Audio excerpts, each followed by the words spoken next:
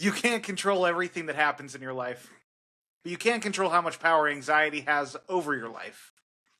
And it starts with understanding how it actually works. My name is Michael Perry, and I'm joined today by Justin Gates, and this is the New Ashla Podcast. Hello and welcome to the New Ashla Podcast, home of shadow work and self-mastery, where spirituality and psychology come together to help you make a roadmap to take charge of your life.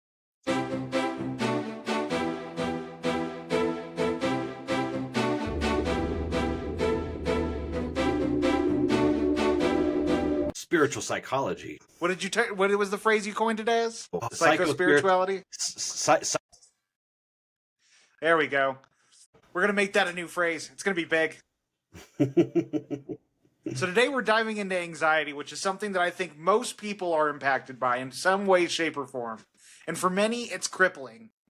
I've seen anxiety take people and just slowly take over their lives. And I think in many ways for each of us, it finds its own way to nestle in and cut us off from certain things, whether that's going out, trying new things, pushing out of our comfort zone and leaving that job. There's so many areas anxiety has a hold of us. It's when fear overloads our caution, right? Because we're always constantly scanning for something to happen, something bad to happen. I know it's coming. And I just need to protect myself. I need to hide. I'm scared. I'm afraid. And you know, I'm not calling you a coward, and this isn't a personal failing. It is a physical malady in some cases, and that's where it hits us the most. It is right, dead center. It makes it hard to breathe, and we get these weird pains. And you know, the first time I ever remember actually having a panic attack from being anxious, right, was not too long ago. I went my whole life without really having any kind of anxiety episode, which, you know, everybody would probably say, well, how is that possible? I just don't remember it, right? But I do remember having to go to the hospital because I thought I was having a heart attack. Because I couldn't breathe and I was having pressure. And I told Heather, I was like, hey, I know you're probably not expecting me to ever say this to you, but get me to the hospital. I think I'm having a heart attack or something. But it was anxiety. It was it was anxiety that I had that triggered a panic attack. And let me tell you something, your perspective changes on things. You know, I used to kind of, you know, the way I was raised and the kind of the way I grew up and the way I was as a young man and even into my 30s, you know, it was always like, you know, tough guys don't deal with that. And if you are showing that, then you're just being a little weak. You know, you're just a little weak sauce or something, man. You know what I mean? Like, you know, toughen up. But let me tell you something. I became a believer that day because I went to the hospital and they hooked me up to all the machines and did EKGs and even put dye in my body and did a MRI, I think is what they call it. And they're like, CT. A CT scan. And they're like, there's nothing wrong with you physically. They're like, this is just, you just had a panic attack. And I'm like, what the hell's a panic attack? Because there was nothing, like I wasn't being chased by a lion or anything. There was nothing to cause me to have that. And for a minute, I felt like, dude, I lost all my strength. I'm weak now. Right. But I want you to understand. And I'm kind of hard-headed if you guys haven't figured that out. So sometimes I have to learn lessons the really, really hard way. And I learned a lesson that day that anxiety is one of those experiences that you feel like you're kind of losing it, man. But it's not. It's anything but that. And like we always say, I realized it wasn't an enemy that I needed to conquer. Again, it's a what? It's a messenger. So... Well, I mean, I would argue anxiety is an emotion, and anxiety is a good emotion. You talked about caution earlier. All right, anxiety in healthy doses is caution. It's something to alert us that we might not be doing something right or that something might be amiss. Anxiety can be healthy, but if we start shoving it down, the one thing I've noticed is anxiety will talk to you. But if you don't listen, it's going to start yelling. And the longer you wait, the more it's going to yell, and the more you're going to be feeling overwhelmed by it anytime it surfaces. Right. Yeah. But, you know, I just want to set the tone here, even though, and there's a lot of people out there, Michael, that'll still say, I don't get anxious. I don't have panic attacks. You know, this doesn't bother me because I'm tough. Yeah, keep saying that. Keep saying that to yourself. You will learn the hard way like me. And it has nothing to do with strength. It is a messenger. Like all things that we talk about, these are messengers. Really, in some sense, a guardian, right? Yeah.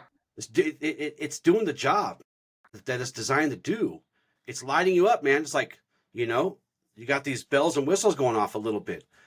What we're talking about today, Yep. though, is when that goes to extremes, because your nervous system and your active guardian doesn't know the difference sometimes. Misunderstands a lot of what we need, right? Well, I think often, I mean, you look at the brain and it's the amygdala that just gets hyperactivated. And often, I mean, Mm-hmm. so many people operate from their amygdala, which is pretty much their emotions. And when you're not self aware, whenever it gets triggered, whenever the amygdala flares up, especially depending on your stress response, whether that's flight or freeze, Mm-hmm. it can be incapacitating. And a lot of it is you haven't managed your anxiety for so long that it now has complete reign over your nervous system. Yeah, there's an axiom for this. One that really you and I and many of my students have had to have some pretty long conversations about, because on the surface it feels like something else. And I'll read it to you. Axiom of light: as danger draws near, ready yourself by deepening the stillness within. For eager anticipation will only push you off balance. Now, a lot of folks, when they hear that axiom, they think, okay, be paranoid, because danger is everywhere, right? There's another axiom that talks about dangers around every corner type thing. But that's not the point of this axiom. The point is that whether danger is real or imagined, we must do our best and prepare ourselves not to do everything with that anxious anticipation, No. right? Because with that hyper sense of awareness about potential dangers, again, whether they're real or imagined, and even if they are imagined, I just want to point out, doesn't mean they're not real to you, because you are experiencing something, right? It doesn't mean that just because I can't see the danger that you're experiencing doesn't mean that it's not real for you. It may not actually be real in a sense, right? But it could still be real for you. Well, and it's Uh, like the body stores memories within the nervous system, right? And mhm. when they have scientific research that proves this, that when we go through something stressful, we can easily, in imagination, create the same reaction within our body that Yes. of being in threat. And Yeah. that's a lot of what PTSD is. It's the nervous system remembering those emotions and reliving that event. And we part of managing anxiety is processing these emotions and learning to retrain the nervous system to how to respond. Because that's exactly what you're saying. I mean, it's Mhm. the nervous system remembers Well, and and it here's the doesn't know thing the too. difference. Here's the thing too. We have to understand a simple law of the universe that we believe. You create with your thoughts. Everything is energy. Energy becomes matter. It's just the way things are, right? And if you believe in something like the law of attraction, where you can create or manifest abundance or manifest a house or a car or whatever, why can't you imagine or create danger or whatever, right? You Yeah. can.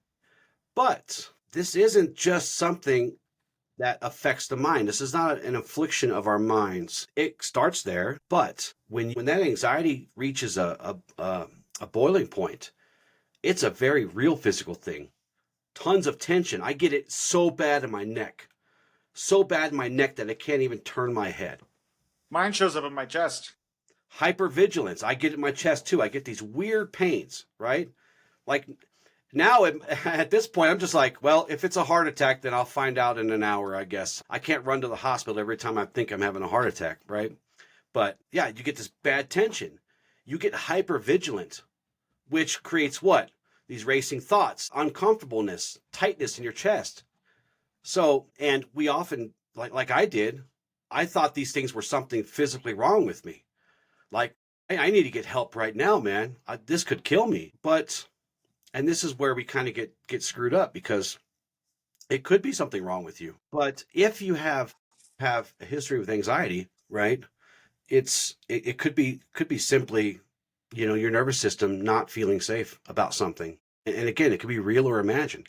This is why we do a lot of mindfulness. This is why we do a lot of breathing. This is why we do a lot of meditation, so that we start to kind of know when these things are going to be triggered and how to kind of ground ourselves. And I know we'll talk about that here in a little bit, but again, it's often misunderstood that anxiety is something that's just mental. Go talk to somebody about it. They'll say, okay, I will, but can I get my body back in balance because it's freaking out right now? Nope. Right.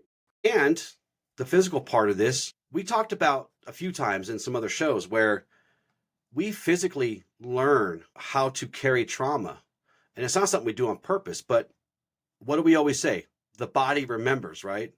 The Yep. body remembers. Well, I think with anxiety too, I mean, again, with the nervous system and how it does remember past grievances, past offensives. I mean, one thing that is interesting about anxiety is it follows patterns. So you will notice that it's certain things that trigger anxiety.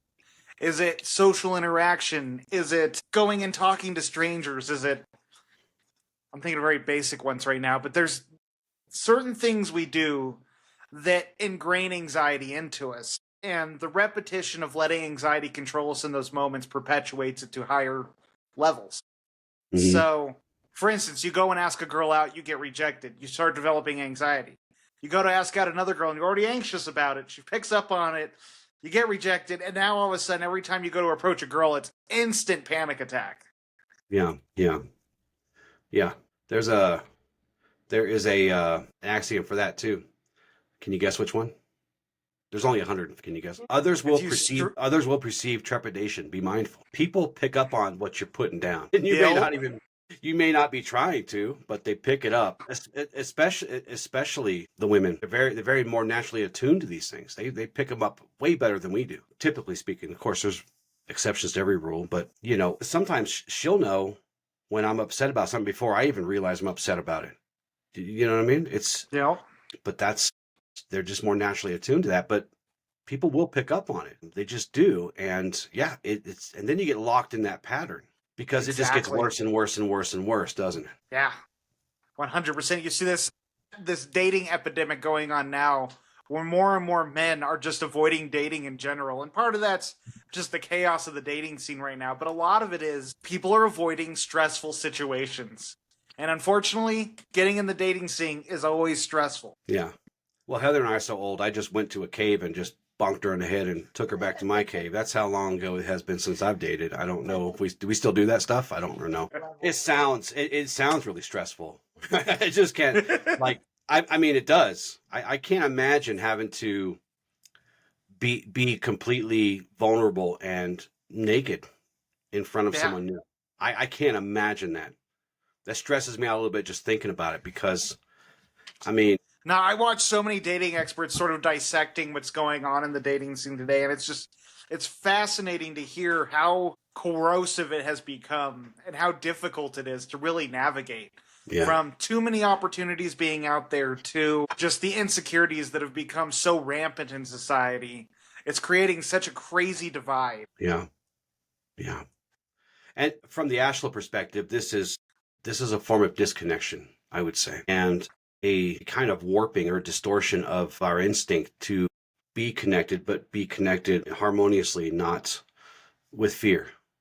So, of course, the antidote to that is trying to reconnect first to ourselves and try to do that. But yeah, but when it rises, it's a tough road. I mean, I've seen people, I've seen it paralyze, not actually paralyze people, but make it to where people literally just can't function with the simplest things, which is a big problem. And I know anxiety and stress have become an epidemic. I mean, stress kills people. We know this. It kills you. Well, what really blows my mind the most about anxiety in society nowadays is part of anxiety is learned helplessness, right? And we live in a society where it's a lot harder to survive, get your own home, pay for the minimal. People are living with their parents till past age 30. This is becoming normal. Mm-hmm. And when they don't have the struggles they would have otherwise, it slowly teaches them helplessness. Mm. And it makes it more and more, it exacerbates the struggle of going out there and confronting life more and more. And again, the economy is a big part of that. But there's also a level of just inferiority that is instilled in people who feel defeated or helpless to really get ahead. So I want to set the tone for people today to look at anxiety as a messenger, as a form of communication, right? And at this point, we're talking about a disconnect of good communication with ourselves, because there's a part of us that still believes that we must be hypervigilant, prepared, guarded, or have the perfect circumstances just to survive. And listen, if we can learn to listen to it as in all things we talk about, not be more afraid because of it, not feel shame because of it, and certainly not suppress it.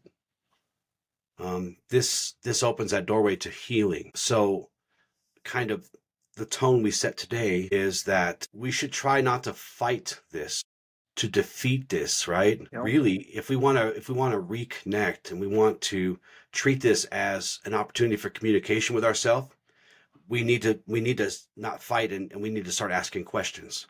What is this trying to protect me from? Or what part of me needs to feel safe again, or whatever? Those kind of questions. We just need to stop and ask questions at this point. So yeah, I hope that sets the tone for today, because, this doesn't have to be permanent. We can work through this. We can heal this, especially if you're amping yourself up to the point where you're having actual panic attacks all the time. That's got to be miserable. It's got to be a ton of suffering. I've only had one or two panic attacks my whole life, and that's all I ever want to have. They were bad, So No, it's a good tone too. I think one other thing is to really hone in on, and we're going to talk about this later in the episode, is a lot of anxiety is based on outside expectations, or what we perceive is the expectations of the outside. When we start to learn to manage the inside, to validate our own life and our own circumstances, yeah, and not seek externally for trying to reach a goal, you can go miles. Yeah. As I said because I was just editing today, I was just editing the show on dealing with family conflict, because of the big dinners and big gatherings we're going to be having, most of us, throughout the rest of this year. Learning that we can't control another person, we can't control their responses, we can't control their path, we can't control anything. We can only control ourselves. And borrowing from what you just said, a lot of that comes from us trying to control everything too. There is a part of us that must let go of something. And that's why, today we need to make sure that we're communicating with ourselves when we're talking about this, because really that's a conversation you have to have with yourself, because it's only talking to you, right? And so we have to make sure we ask those questions. Hey, what is your problem, bro? What, Yeah, right. What's going on here? But you can't keep living with these bad panic attacks and stuff, because over time the stress will cause disease. It will. Once you actually physically, literally damage your heart to a point where it can't be fixed. So let's start now. Let's start having these conversations with ourselves now. A lot of what we do is about talking to ourselves. A lot of it is about the introspection. That's probably the most important thing we can do. Yeah. And Cultivating that self-awareness. Yeah, we got to do it. Yeah. We got to do it. It sucks and it's hard, but we got to do it. So let's dive into, we were talking earlier about how the mind and the body interact together. Often anxiety will start in the body. You'll get that nervous flare up, and your mind will start creating a story around that sensation. And often you are going into a situation that mirrors a past experience, which 9 out of 10, your anxiety lives in the past. And it's trying to give you messages, warning flags, so you don't get hurt again, so you don't mess up or make a fool of yourself. But as soon as it hits the body, that's when the self-doubt starts creeping in. That's when the shame kicks on. That's when we start spiraling. Yeah. As you said, it always begins in the body, and then the mind follows. And your mind can tell all kinds of things, like if you go to Google and try to type in some symptoms, don't ever do that.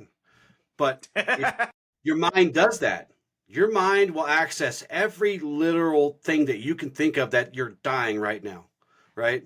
Yeah. Your mind will spin out of control, and you are 100% correct.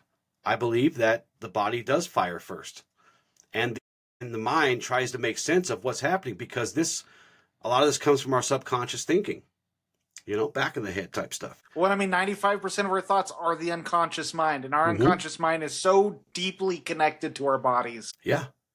I mean, dude, this stuff comes from the oldest, most primal part of our biology, that nervous system and everything that's connected to it. I mean, things you'll notice when you start to get ready to go into that panic mode, tightening of chest, nausea, racing heart, like all Mm-hmm. sorts of things go on within the body. You start feeling antsy, you start twitching or moving your hands around. And I mean, there's all these signs to keep an eye out for. And that's a great way for you to sort of step into.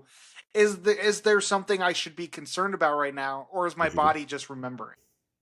Yeah, and there is, the body's firing and the mind's trying to make sense of everything, and it comes rushing in, man, like a hero going, "Oh, hold on, calm down, body, calm down. What's happening? Tell me, speak to me, buddy. Tell me what's going on," right? You know? And the body's just like freaking out, and the mind's like, "Oh crap, oh crap." And our minds hate uncertainty. We don't like Yeah. that. We like knowing exactly. It's like when your pet is sick, and they're sick, but they can't tell you what's wrong. It's just so frustrating. It's so maddening sometimes. It's like, and they're just sitting there and they're whining and they're whimpering, and you can't, you know, and you don't know what to do for them. When your kids can talk, they'd say, "Mom, my head hurts," or "Dad, my arm hurts." Well, okay, now at least I can focus on something. But when the body's freaking out, the mind can't get a straight answer. It's just Yeah. the console is going freaking out. There's like sirens and alarms, and the mind's just like, I can't handle this. I don't know what to do. I think Inside Out painted such a beautiful picture Oh with yeah, yeah, this yeah. too. Yeah. That's what I was trying to describe. I couldn't remember where I remember that from, but yeah. Well, and it's like it's so often we'll go to the worst case scenario. We catastrophize so Hmm. easily. I mean, it starts from I'm nervous to ask this girl out to, oh my god, she's going to think I'm a complete loser. She's going to shame me in front of everybody here. She's going to come at me, degrade me, whatever. Yeah, Like, we're just yeah, going to root in that example. yeah. But again, the thing is, the body generates the anxiety, or at least triggers it, or it's triggered in the body, and the mind is trying to interpret it. But so what does the mind do? It goes to the worst thing it can think of, the absolute worst, because it's trying to protect you too, and it's like, but it'll throw the baby out with the bathwater, man. It will do crazy things to try and stop everything, to calm everything down. But for us, the Ashla perspective on this is where the axiom confusion distorts reason really comes to play, because the sensation, the message of it is pretty neutral. It's just your energy moving through the body, trying to alert you to something. But then the story we attach to it becomes the source of the suffering, and we think of the worst thing possible. And this is why that self-awareness is so important. And this is why, because we can catch those triggers, because something triggers it. Now, a lot of times, as we said, it triggers without our knowledge, because then we start freaking out consciously trying to figure it out. But the more you do this work, the more you can start catching those little triggers that happen. It starts weaving a story, and then you just end up following along with it. And real key is just having that self awareness. When you Yeah, get into those moments, realize what those triggers are. Stop yourself. Like, I'm spiraling right now. Right now, my mind is taking me for a ride. One right. one exercise I had a therapist give me that I absolutely loved was this exercise called the Wise Mind, and it's pretty much taking the experience and you go to that worst case experience, the worst case scenario. Then you go, what's the best case scenario? And 99% of the time, it's going to be somewhere in the middle of that. Right. And that can really help ground you out of that catastrophe mode you go into. It can help Yeah. sort of give you a light of like, no, this is probably what's going to happen. Right. Yeah, I mean, it's going to suck, but at least it isn't the worst possible thing ever, right? And I know it feels like it is when you're going through it. I really do understand that. I'm not trying to make light of it, because, again, whether it's real or imagined, you're still experiencing it anyway. Yeah. But that's a good point that you made, because when these sensations start to turn into the story, that's where you can regain power again. That's where you can start saying, okay, pause, put a pause on the game real quick.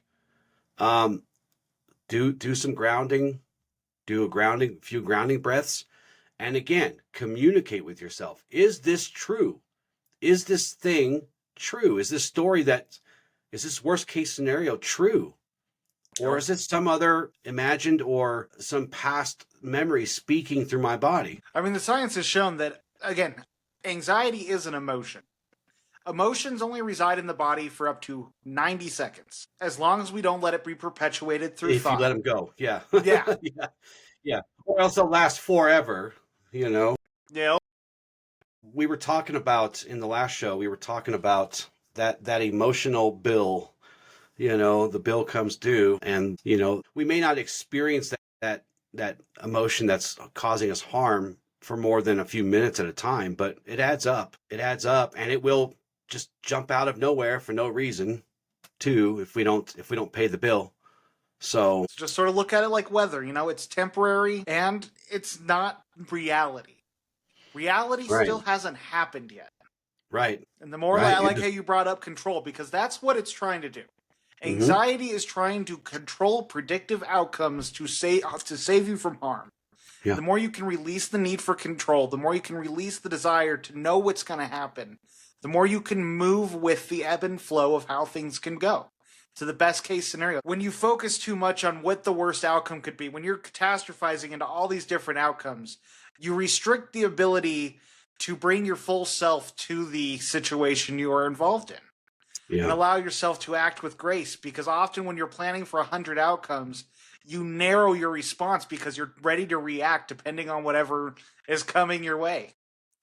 Yeah. Axiom of light. Agonizing over a situation to resolution provides limited gain and comfort. The price you pay long term for not letting go can be great, right? It's exactly as you said. To endlessly and obsessively ruminate over a situation, thinking that that's the path to resolution, it may feel safe for a minute. You may feel like you're gaining ground for just a minute, probably that 90 seconds that you're talking about. That's it. That's it. Yeah. Because, like, when you're relentlessly pursuing closure of something, that will exact a toll, and it outweighs any immediate benefits that you hope to gain because you're trying to control the whole thing. That's a really good one. That's yeah, you're right on the money for that. That's a good one When because I, it I really. remember when you first gave me that axiom, it resonated so much with me because I was going through a situation where it's just like I was so honed in on what I wanted the outcome to be that I refused to look at the potential avenues outside of that.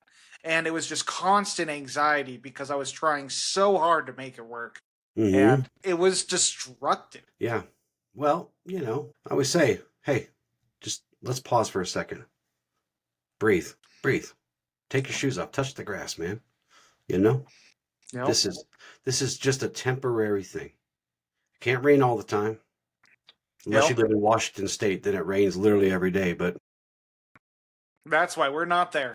that's why I'm not there, yeah. But look, at the end of the day, this again, we shouldn't fight these messengers. These messengers are trying to protect us.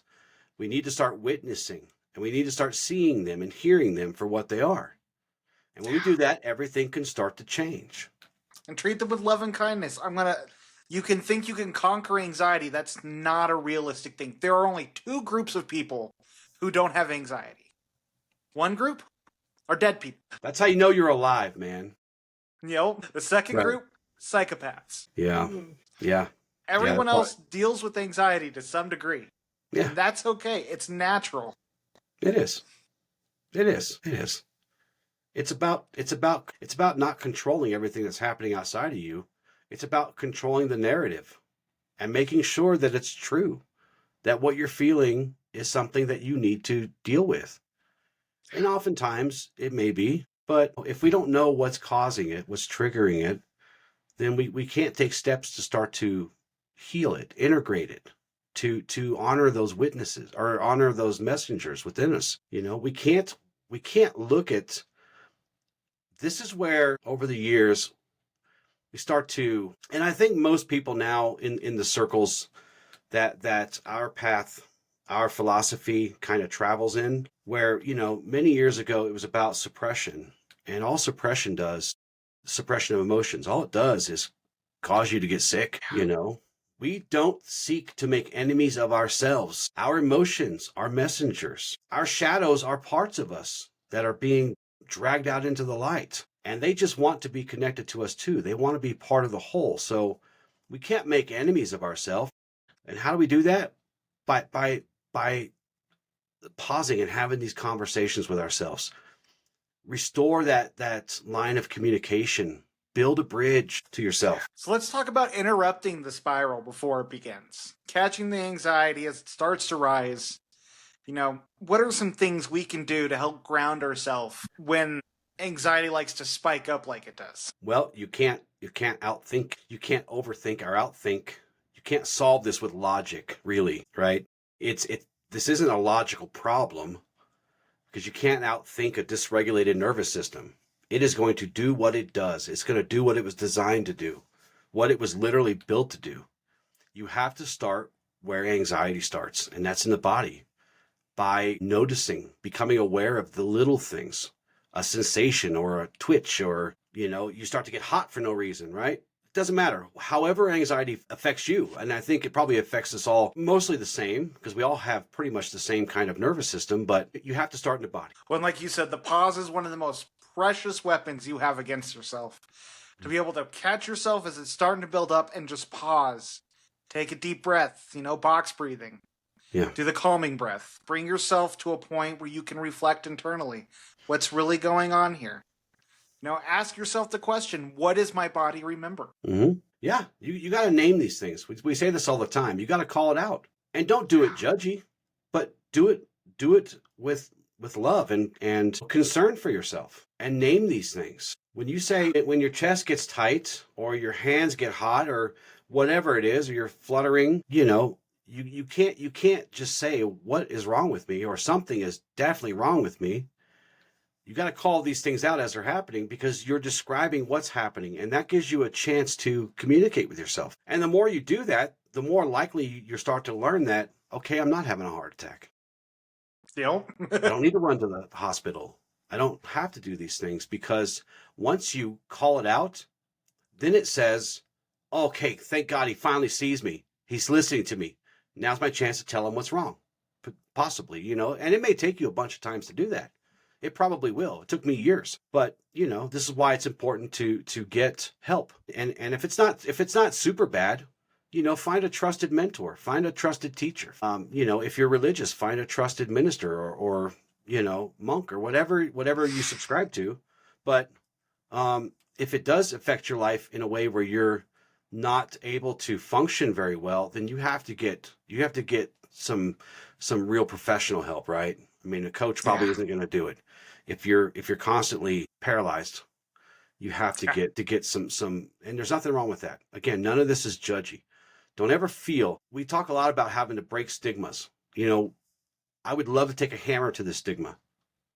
I would love to shatter it with a single blow, because it hurts people. I would say it kills some people when they feel like they can't get help because they're going to be ostracized or whatever, or they're going to lose a job over it or lose their rights to something or another. This is why veterans a lot of times don't get help, because they're afraid that they're going to be, put in the system and then treated badly. So it's a very bad stigma. We talked with Gabe about that, a few shows back. Yeah, you have to call it out, dude. That's a perfect point. And of course, grounding and breathing, like you said, because really when this is happening, it's happening in the moment. It's not happening next week. It's happening right now. We gotta be as present as possible. That's where our most powerful awareness is. I guess some would argue that's where our only awareness is. A true awareness, right? Is now being present. And the more you can do that, the more you can bring yourself back to the moment. You'll be able to come back to the moment quicker the more you do it, but you'll also be able to start noticing the other signs, the other signals that you're getting that maybe you didn't notice before. And you can start to head these things off. Another important maneuver, this helped me a lot when I was going through a lot of my chronic anxiety after I went through everything I did, is doing cold exposure. And you can do this anywhere as long as you're in a building, right? I go to a faucet, turn on that cold water, let it blast, splash myself in the face a couple of times, shock my nervous system back to baseline. Cold showers. That's one of the reasons ice baths is so big, is it's great to help stimulate that sensation in the nervous system and pull you back into the present moment. Yeah. Those little fidget toys I see people use. Those are good. Yeah. I keep one on my desk. Yeah. Those little little fidget toys. Let me see yours. You said you got one right there? Yeah, just Yeah. something I can play around with. Yeah. Little fidget toys, right? I think that's what they call them, right? Fidget toys? Yep. Because they have like little things you can do, but they have textures or, you know, if Oh, you wear. there's so many varieties of them. Yeah, like this one Mhm. is just one you move around and it does different shapes and stuff. And it's like I'm never looking at it trying to make anything, but it's a great little fidget item. Something that Heather does. Something that Heather does. She plays with her. I see her playing with her bracelet, or she'll play with her hair. She does that a lot. People do that. But whatever brings you back to the present. Give your mind and your nervous system something else to focus on. Maybe don't jump in a frozen pond, but I guess if that works. But Yeah. I do the water. I've done the water thing where it's just, and really it's kind of strange because sometimes before I start getting to that point where it's going to be a problem, I'll get really super hot all of a sudden, right? So that So cold water really, my body's like, please throw water on me because we're overheating. And, there's nothing wrong with me physically. Like I'm not sick or anything, but because as soon as I bring myself, it's not the water that cools my whole body down, throwing it on my face. It's the grounding. It's this recentering. And then my body goes back into, when really just being able to name it, again, when it starts to come up, being able to stop. That's what's helped me so much is being able to just contain it into my body, not letting my mind touch it. Our mind is dyed by the color of the things going on inside in our bodies. So yeah. being able to stop it, this is anxiety. This is just I'm getting some heart racing going on. There's nothing going on around me. I'm safe. I'm fine. Mm-hmm. Instead of Yeah. trying to create a story. Something you introduced to the show many moons ago. This is gonna be episode 81, by the way. That's crazy. But something you introduced many shows ago was the what if. How we get stuck in that cycle of rumination. What if, but Yep. what if? We need to switch that to what is. What is happening right now? I don't care about what's happening then. Certainly don't have any clue what's going to happen then. I need to be concerned with what's happening right now. Why am I feeling this way? Where am I feeling it? How can I help you, sir? Type thing, right? Yeah. Am I really in a threat?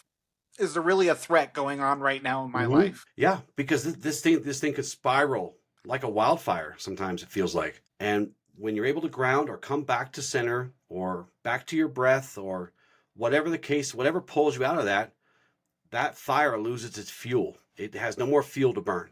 It just, right? It comes Yep. back down. So, and you got to try to stay in that center as long as you can because, although the emotions only last a few seconds, a minute and a half or something, that sense of peace and that sense of stillness and that sense of security and safety that you can bring yourself back to, that has much longer lasting effect. Another big one, and I know I was bringing this up earlier, is the internal locus of control, Mm-hmm. which is where you take ownership of the role of outcomes in your life, but of the things you have control over. I remember I went through this period of my life where I was having panic attacks every other day. And the thing that grounded me was the serenity prayer. That is something that I Mm-hmm. instilled into my very being.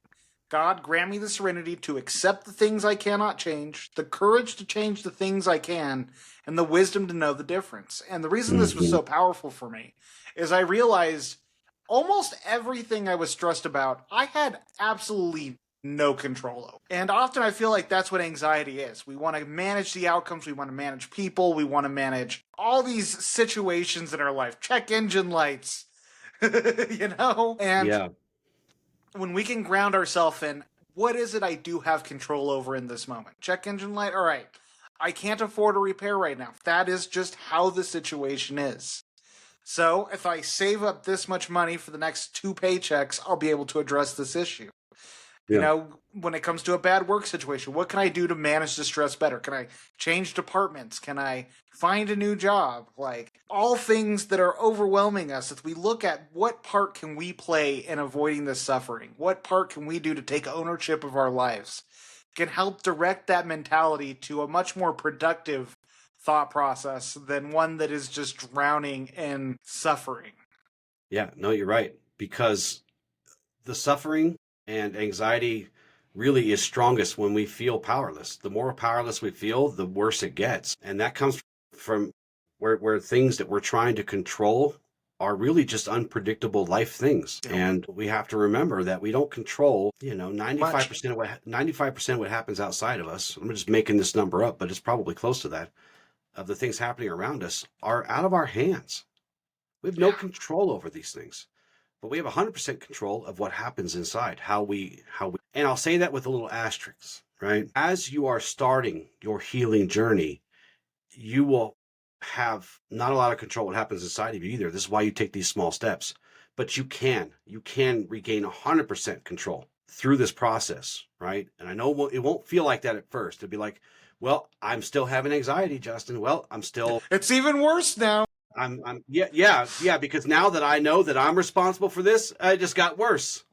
Yep. And that's also perfectly natural. Do not judge yourself for that. That's natural because you have to literally relearn and rebuild things that just went crazy on you somewhere. Yeah. Probably more than likely when stuff went crazy on you before you had any real power in the world, even power over yourself. Right? When It's like there's this interview I listened to with Jordan Peterson, and he was talking about how life is suffering. It's a very pessimistic way to look at life, but life is suffering. He's a We will go pessimistic through the dude. crap. But I love his stuff so much. But he talks about this, and it's true. Life will deal us some rough cards at some very inconvenient times. Yeah. That is how life works, and we don't want to be at the mercy of it. We got to learn to manage what it is we can control, because in that moment, you allow yourself to step back, not look at all the things outside of your control, but what you can. How can I respond to this situation? How can I show up in a way that's going to make an impact and change my life for the better? This is a detrimental shift that can happen. One thing you can do to start cultivating this is just stopping. When you start getting into that catastrophizing, when you start getting overwhelmed, stop and ask yourself, what is it I can change in the next, what can I influence in the next Right. 5 minutes? And just Yeah. evaluating that. Again, Well, look, if your job's horrible, start looking for a new job. Start building that resume. Take action, but don't make it be sporadic and anxiety-induced action. yeah, because look, the truth is, this is the bottom line. This anxiety doesn't come from too much responsibility. It comes from too little agency. Yes. You're not taking enough responsibility for what you have power over. And, this internal locus of control is something that's very important to this and very vital because it's one of the most powerful antidotes to our anxiety because it doesn't mean controlling everything. It simply means remembering, right? Remembering here that you have influence. You have choice, and what you're trying to regain control over is your presence. Yes. But you have to remember that presence must be there each moment, and you only got to take it moment to moment. That's all you got to do. But you got to own that moment, right? You have to own it with all of your being. So when you shift from this idea that everything is happening to me, and you switch that to play a role in what happens next, starting with this moment, that's where these things start to soften a little bit. And you stop feeling like a passenger in your own car. You get to take the driver's seat. Yeah. Ask yourself, what outside of my control can I release? Mm-hmm. And you start letting go of these burdens that's taking up so much of your energy, of your mental bandwidth. It gives you that capacity back to start channeling it towards things that you do have control over. Yeah. What can I control in the next 5 minutes, even? Yeah. Not tomorrow, not the whole problem, just right now, and for the next 5 minutes. Wouldn't you say that anxiety kind of operates in the future? Yeah, it's weird because it's all the energy inside is stored from past experiences, Right. but anxiety 100% lives in the future. Right. It is always trying to be a future seer, and it's never really a good one. So if trauma lives in the past and anxiety lives in the future, where is all your power then? Not in the present. All your power is here. This is the only place you can make a difference. You can't change that. Yeah, if you move out of them, yes. Yes, you got to stay here with this kind of stuff because that's where your only power is now, right? Yeah.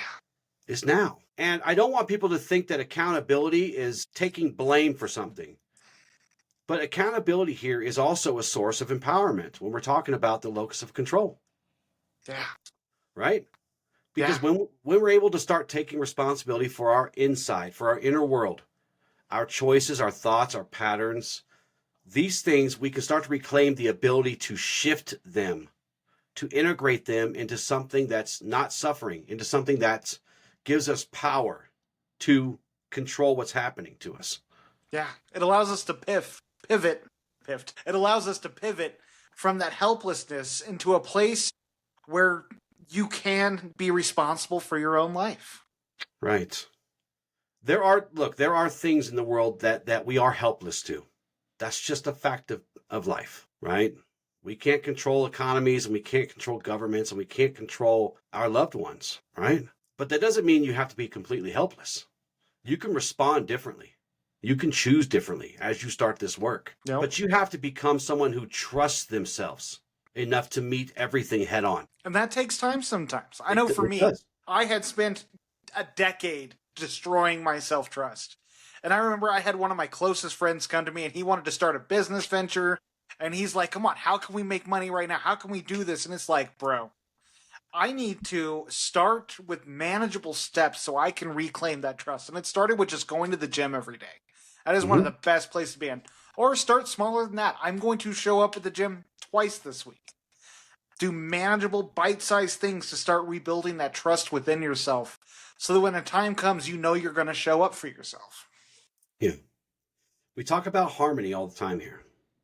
So I want you to put anxiety one scale, right, on one tray of the scale. And then I want you to put self-trust and faith in yourself in another scale. And the more you add to self-trust, the more anxiety comes down. That is the only way to balance this, as far as I'm concerned. Yeah. Right? So, and faith in a higher power, faith in people that are in your circle of trust, that helps too. Good people will teach you how to be good to yourself.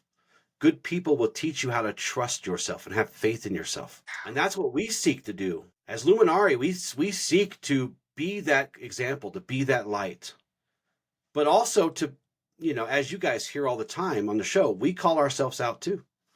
So but it's important. That's how you start to balance the scales of that, though. That's where you start to find harmony, self-trust, faith in your ability to take good care of yourself. So I think one thing that would be really good to talk about with this is sort of doing some nervous system hygiene. That's an interesting way to look at it.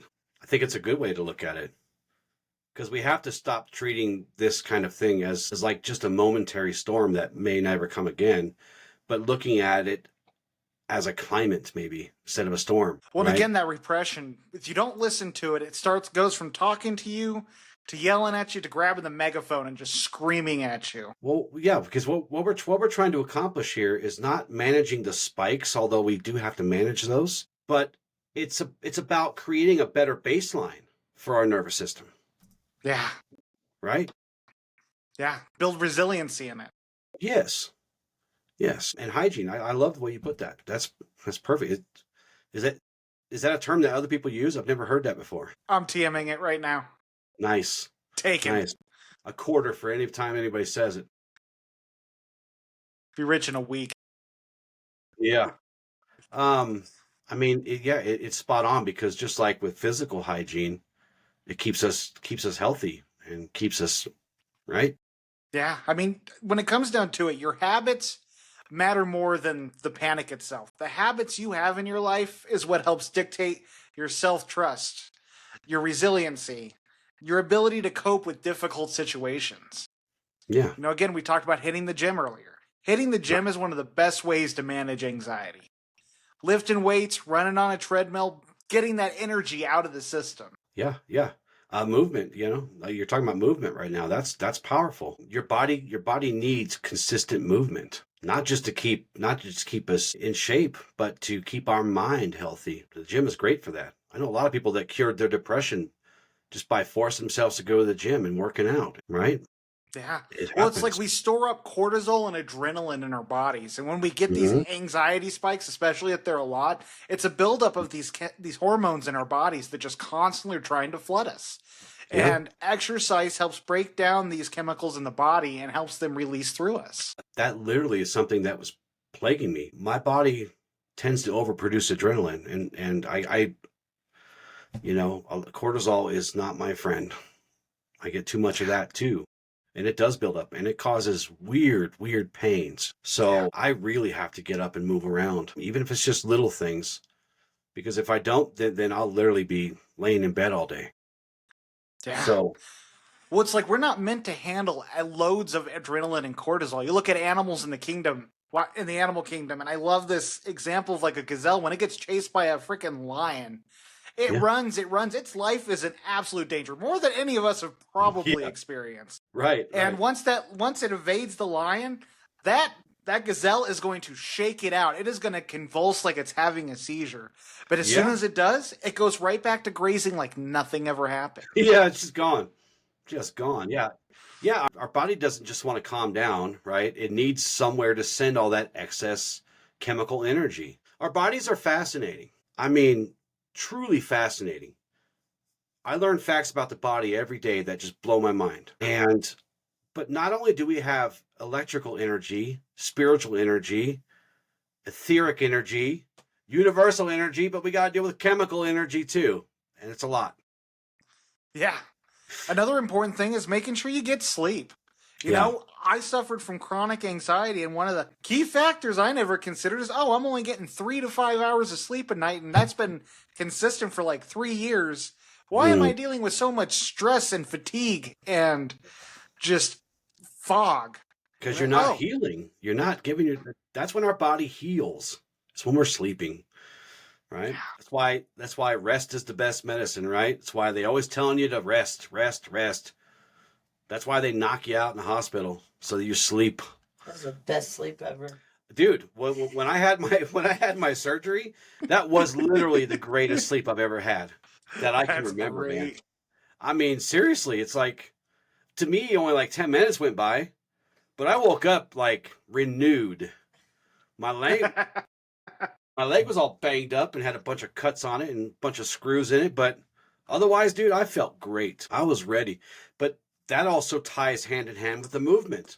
The more we move, the more we physically exert ourselves, the easier it is for us to sleep. And I love how these all tie in together because then nutrition comes into play. Yep. And that plays a huge role in our lives. Most weight loss, it's mostly nutrition when you're trying to lose weight, right? Yep. I mean, a good chunk of it is exercise too, but the bigger part of it is nutrition. And when we take in a lot of caffeine, a lot of sugar, and those nasty processed foods, they amplify our cortisol. This is something that Jenna taught me. Jenna, we had her on the show a while back, right? She talked, Yep. you guys went into the spikes in cortisol and these things and how they cause us a lot of problems. All these foods, nicotine, caffeine, too much sugar, too much processed foods, those all increase our cortisol. And when you have too much cortisol, again, like we're talking about, you get a lot of actual health problems. So, Yep. and so, yeah, so nutrition is really important because our brains need food. Our brains need nutrition. And when we starve those of food, then we have problems too. Yep. Another important one is making Blah, sure blah, you blah. have a is to make sure you have a predictive routine. You get habits are best built in routine. We are creatures of habit. And if you do not have a routine or structure to your life, you will never be able to get ahead of yourself because you're going to be constantly living, jumping from one place to the other. They talk about ADHD, and I truly believe like when we start processing these emotions, when we start being able to hone into our passions and start being able to create structure in our lives, we can avoid a huge percentage of what ADHD does to us. Because with that structure, your mind automatically knows, I'm going to this task, I'm going to this task. Yeah. And one of your favorite things, digital hygiene. Yep. Being careful how much time you're spending on those screens, especially on social media. But if you only got like 2 hours a day, we love it that you spend it with us. That's, Yeah, that's I the mean, one exception. I might be biased there, but I think that's wise advice, actually. yeah, yeah.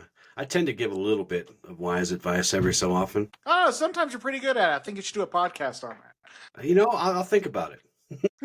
And again, like anxiety isn't all bad. Anxiety is an emotion. It's here to teach us things. It's here to show us things. It's a signal in our bodies, and it's not meant to be punishment. Again, I know so many people that struggle with anxiety and it's just like, how do I conquer my anxiety? How do I get rid of my anxiety? And it's like, you don't want to do that. It's a guide, it's a messenger that can help you figure out what you need to do in a given situation, especially once you learn to integrate it, you learn to work with it. You treat it with love and kindness and acceptance. It's again, it's just a messenger, man. It could be overstimulation. It could be you're carrying too much weight. It could be, hey, you're not being very good to yourself, right? It could be you're eating really horrible food. It could be you're not exercising enough. It could be so many things, but listen to it when it talks to you. It's a teacher. Everything we do here, right? I always say, and I'll beat this horse to death. Everything can be a teacher if you let it. Stay curious, stay open. Let yourself accept the mission, accept the message, accept the lesson. Experience. Yes. And it doesn't feel good. It doesn't feel good. I get it. But it does illuminate those spaces where things from the past are causing you future problems. Yep. Remember, the trauma comes from the past. The anxiety is in the future. Your power is now, in that moment. Use it wisely. So what ways can anxiety be a teacher? Well, it teaches us to learn to be aware of what's happening to us. And then it allows us to, learn, integrate, because if we just try to fight everything, if we treat it with fear or frustration, it doesn't go away. It gets worse. And that bill keeps piling up, that emotional toll that you're going to have to pay for that at some point, probably in your body somewhere. And it could become a disease if you're not careful. But what if we approach things with curiosity? The student is the best teacher, after all. And that's about being curious. Yeah. What if we approached it with curiosity? What if our question, Michael, wasn't, how do I get rid of this? How do I destroy this evil scourge upon me? And what if we just ask it instead, what is this trying to tell me? What is this asking of me? What can I learn from this? Right? Often it carries really important messages. It could be showing you where you're ignoring your own needs, whether that's advocating for yourself or stepping out of your comfort zone, or if boundaries have been crossed. I know that was a big one for me. One of the aha moments I've had in the last year is I had a friend do something that I didn't appreciate, and it just I felt all this anxiety and it hit me. It's like, I need to confront this dude and tell him that I did not appreciate this. And doing so, gone. Yeah, and it actually worked out in your favor for doing that. Yep. Imagine that, right? Well, we talked about boundaries in the last show, and that's exactly how you do it. Yeah. You did it masterfully, perfectly, because you were like, hey, and then you actually felt it in your body. Which is so important. Well, it is, but that's the great thing about this work, about healing. You will know when you're starting to come out of it. You'll know when you're starting to rebuild, when you're starting to create those new connections with yourself, because you will feel it. You will actually feel it, and it won't feel bad. It'll feel great. You'll feel peace. If you've never felt stillness or peace, trust me, when you do, it is like being reborn. It is such a powerful state of being. So true, though. I think one of my favorite things about anxiety in recent years as I've been doing this work is it often tells me where I still need to heal. Mm-hmm. Someone says something, there's something I don't like. I get that flare up in the body. And it's like, what is it trying to show me about the past that still has influence over my life? Yeah. Yeah. Now, this is going to sound counterproductive, but by befriending this discomfort, you build more self-trust. You start to tip the scales again back in your favor, and you start to find that balance and harmony. I know that sounds counterproductive. What, do you want me to become friends with this thing? Yes, I do. Because it's there to protect you. It's there to help you, right? We're not here to destroy it. We're not here to banish it to the Badlands forever, because you can't. It will just keep coming up in really horrible ways for you. Yes, I want you to befriend it. I want you to treat it like a teacher, because it will teach you how to be better for yourself. In the end, it's not about mastering it. It's about building a relationship with it. Yeah, because you're building a relationship with yourself. Yeah. And it can be like a teacher calling you deeper into your mastery of that relationship with yourself. Anxiety is not the enemy. It is one of the greatest gifts we are given. We just don't understand it when we're first starting off. I know for me, I was diagnosed with chronic anxiety as a child. At the age of 5, I was diagnosed with chronic anxiety, Mm, and I was constantly told this was a bad thing, that I needed hmm. medications for it. It's Right. treated as some kind of mental illness, Yes. when in fact, it's a part of life. It's an important part of us. It protects us. It protects us. But when we treat it like the plague, or treat it like a leper, of course there's going to be suffering, because what? Guess what? There's disconnection there. And Oh, disconnection is what? disconnection's what? It's hell. It's hell. Disconnection is hell. It's suffering. Fire and brimstone, man. It sucks. It hurts. It literally hurts. So, yeah, it's not a bad thing. It just needs, just like the ego, it needs to be it needs to be integrated into your being. It's a part of you. It's trying to help you. It's trying to save you. But it doesn't know the difference. It doesn't know how to save you per se. It Yeah. just knows how to light you up like a Christmas tree sometimes, and it's unpleasant. Yeah. But that's Well, only like because you're ignoring it. Well, it's like we said. I mean, the more you repress it, the louder it becomes, the more control it has over your life. Do you have any final thoughts before we close this out? I do. So as we come to the end of this conversation, I again want to remind, and I want you to remember something important. Anxiety is not a flaw in your design. It is there by design. It's a part of your internal guidance system, right?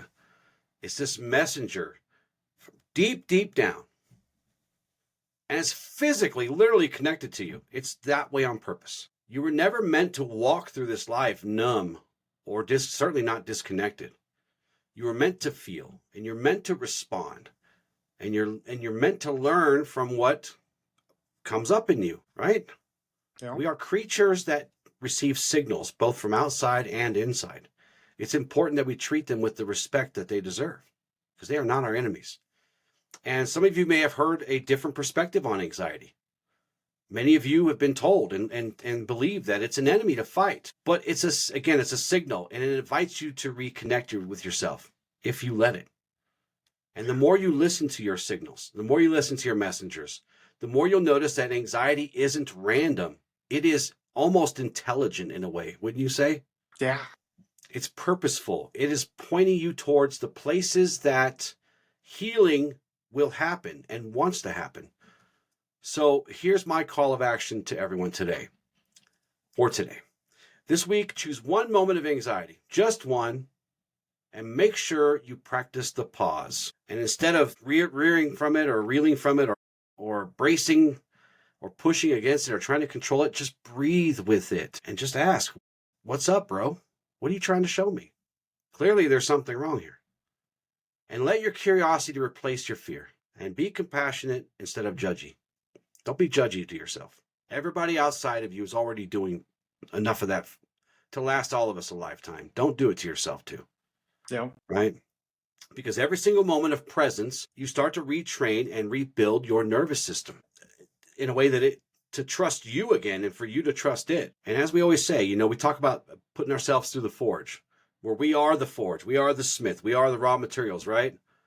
Mastery doesn't come from avoiding discomfort. It doesn't. If you want to find wisdom, you have to meet these things head on. You have to call them out, as hard as that is. Do not try to conquer your anxiety. You have to just stop abandoning yourself. Start trusting yourself when it shows up. And, learn how to ground yourself. It's really, really important. So that's all I have for today. That was good stuff. For our affirmations today, I can handle what I feel one moment at a time. My sensations are temporary, and they do not define me. I trust myself to respond instead of react. I choose what I give my power and attention to. I am safe in my body and present in this moment. Good ones. For our journaling prompts today, what sensations show up in my body when I feel anxious? And what stories does my mind attach to those sensations? Where in my life do I feel powerless? And what parts of the situation are actually within my control? If my anxiety could speak plainly, what would it be trying to warn me about or protect me from? Those are great little exercises to go through anytime you're starting to feel anxiety, to really pick it apart and find meaning. Thank you so much for joining us today. Please check out our YouTube, our Instagram, TikTok, Facebook. We're all over the place. Don't forget to check out the best website ever, newashla.com. And thank you so much for making it through to the end.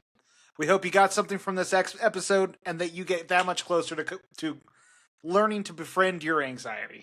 With love and gratitude, Ad Lucem. Ad Lucem. Love you guys.